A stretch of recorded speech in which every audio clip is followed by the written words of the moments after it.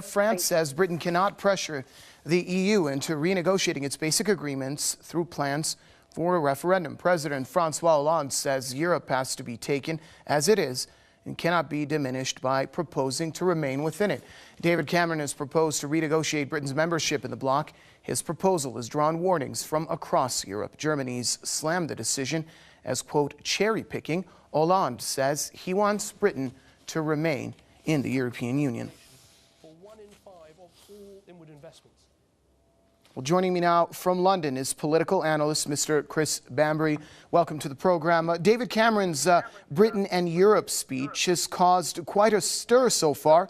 How do you perceive the notion of an in-out referendum for the UK? France and Germany have so far been negative about it. Even his deputy Nick Clegg spoke against Cameron's position. You have to understand that this speech was made to appease his Conservative Party MPs. The backbenches of the Conservative Party are restless because the Cameron government is unpopular. They fear the rise of the right-wing anti-European Union UK Independence Party. And therefore, under pressure, Cameron has made a speech which is deliberately trying to buy them off by promising this referendum if he wins the next referendum outright. Therefore, there's a big question mark there because the referendum is premised on the fact that Cameron wins the next general election in Britain, which is unlikely.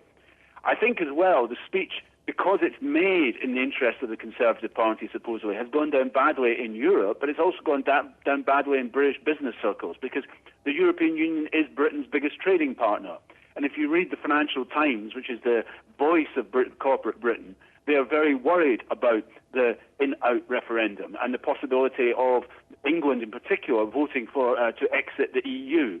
And I think there's a point here by Hollande and Merkel that if me or you joined a club, we're expected to abide by the rules. If I joined a football supporters club, I have to abide by the rules. Why should Britain choose which rule it accepts and which rule it doesn't?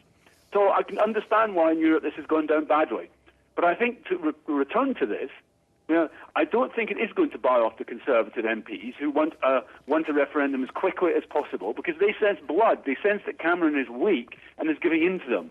And therefore, they're going to continue charging on this. And this is an issue which tore the last Conservative government of John Major in the 1990s apart and led to a civil war in the Conservative Party, which made it unelectable for a decade and a half.